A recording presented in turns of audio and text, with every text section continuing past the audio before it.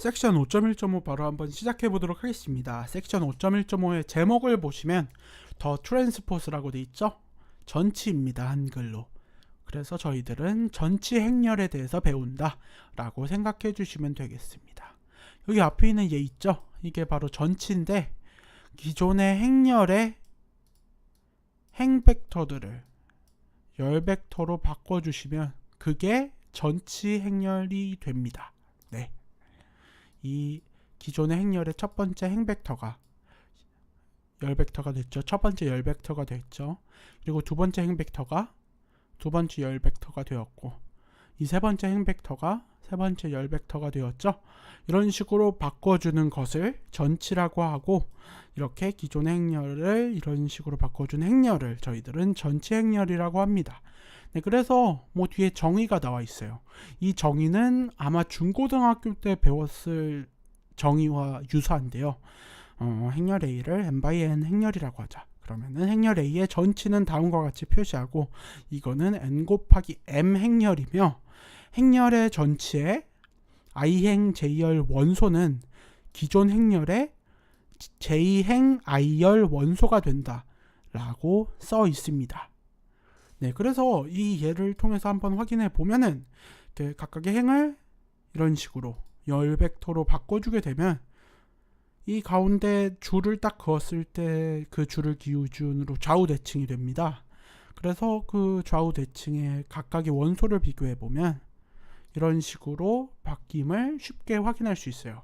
그래서 네, 이 트랜스포스의 그 이행 일열 원소는 그 이 행렬의 1행 2열 원소가 됨을 확인할 수 있죠. 지금 이거 써 있는 것 같이 그 i행 j열 원소가 j행 i열 원소로 바뀌어 있는 걸 확인할 수 있습니다. 그래서 트랜스포스의 정의는 이런 식으로 각각의 원소를 좌우 대칭시켜 주는 것이고, 그것을 우리들은 그 각각의 행벡터를 열벡터 형태로 바꿔준 형태다로 이해해 주셔도 될 것 같아요. 네, 그래서 뭐 예제가 나오는데 각각의 행벡터를 열벡터로, 네, 첫 번째 행벡터를 첫 번째 열벡터로 바꿨고요. 두 번째 행벡터를 두 번째 열벡터로 바꾼 걸 확인할 수 있죠.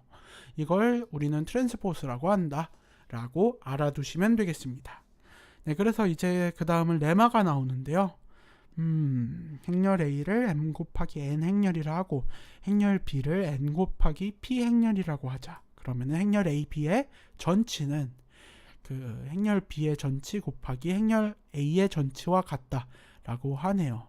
그래서 그거에 대한 증명이 여기 나와 있는데, 그 이 증명은 그 섹션 5.1.4에서 쓴 증명과 유사하죠.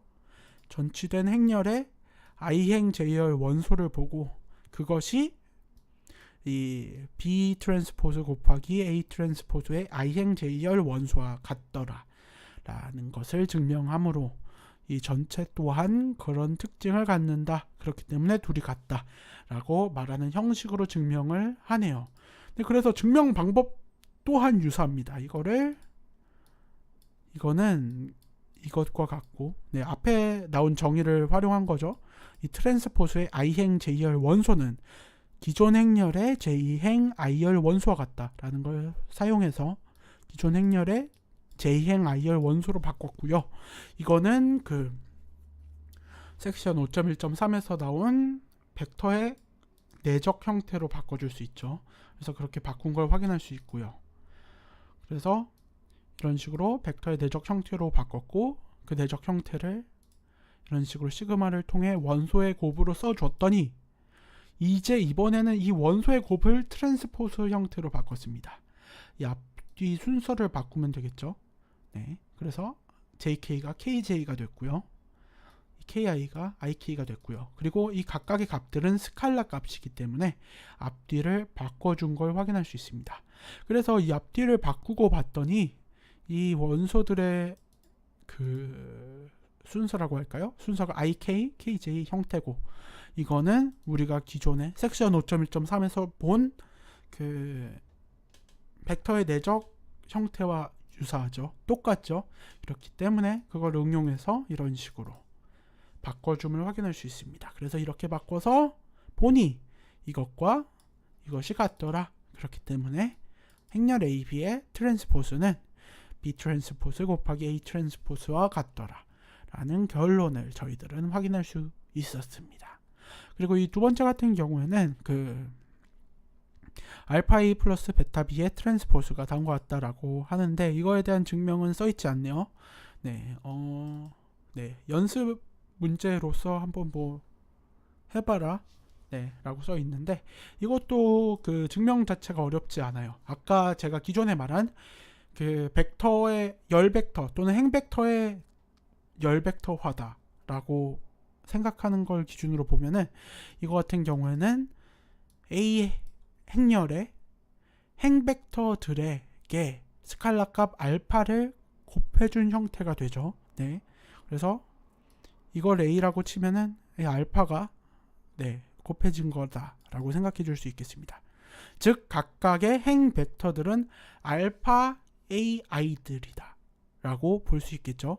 그리고 이거 같은 경우에 어딨죠? 네, 이거 같은 경우에는 그 B라는 행렬에 각각의 행 벡터들의 베타 값을 곱해준 형태다라고 볼 수 있을 것 같아요. 그래서 행렬의 그 스칼라 값을 곱한 상태로 그냥 더한 거다라고 볼 수 있겠는데 그걸 더한 다음에 뒤집은 다음에 곱하고 더하나 똑같죠. 네, 아무런 특별한 일들이 일어나지 않습니다. 행렬의 벡터들을 스칼라 값을 곱하고 더한 상태에서 뒤집고 곱하고 더하나 똑같죠. 네, 그렇기 때문에 둘이 같다 라고 저희는 확인할 수 있을 것 같아요. 그래서 그렇기 때문에 다음과 같은 특징을 갖는다로 알아두시면 되겠습니다. 네, 그 다음에 나오는 정의는 행렬의 시메트릭이라고 나오는데요. 대칭 행렬이라고 생각해 주시면 되겠습니다. 그래서 n 곱하기 n 행렬이 대칭 행렬이 되려면은 그 행렬 A는 다음 조건을 만족한다. A와 A의 트랜스포즈와 같다라는 조건을 만족하면 행렬 A는 대칭 행렬이 된다 라고 알아두시면 되겠습니다. 그 다음에는 그 행렬 A와 행렬 A의 트랜스포즈에 마이너스 1을 곱한 값이 같다면 그거는 스큐 시메트릭이라고 한다 라고 정의가 되어 있네요. 네, 이렇게 보면 뭔가 어려워 보이지만 예제를 보시면 별거 없습니다. 지금 첫 번째 예제 같은 경우에는 시메트릭인데요. 보시면은 좌우 대칭, 이 가운데에 줄을 딱 긋고 보면은 좌우 대칭임을 확인할 수 있습니다. 좌우 대칭이 무슨 뜻이냐? 첫 번째 행 벡터와 첫 번째 열 벡터가 같고요. 두 번째 행 벡터와 두 번째 열 벡터가 같고 세 번째 행 벡터와 세 번째 열 벡터가 같음을 확인할 수 있죠. 이런 식으로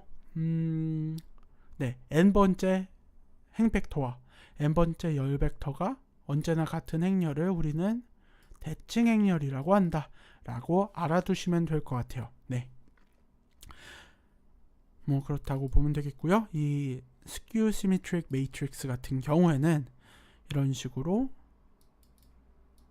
예제가 나와 있는데 각각의 행 벡터가 각각의 열 벡터에 마이너스를 곱한 것과 같다면은 그거는 우리는 스큐 시메트릭이라고 한다. 한글로는 반대칭 행렬이라고 한다 라고 알아두시면 될 것 같아요. 네, 지금같이 이렇게 나오는 정의들은 막 너무 외우려고 고생하지 않으셔도 돼요. 앞으로 나오게 되면 또 그거에 대해 설명을 드릴 거니까 너무 막 심각하게 외우려고 하지 마시고 그냥 이런 게 있구나 이런 식으로 첫 번째 n번째 행 벡터와 n번째 열 벡터가 모두 같은 행렬은 우리가 대칭 행렬 또는 시메트릭이라고 한다 라고 알아두시면 되겠고 이런 식으로 첫 번째 행 벡터와 n번째 행 벡터와 n번째 열 벡터가 각각의 마이너스를 곱한 형태로 유사함을 보인다면 그거는 스큐 시메트릭이다. 네, 반대칭 행렬이다 라고 알아두시면 될 것 같아요. 네, 그래서 뭐 반대칭 행렬의 보시면 특징을 보시면 가운데 라인이 전부 0이 됨을 확인할 수 있습니다.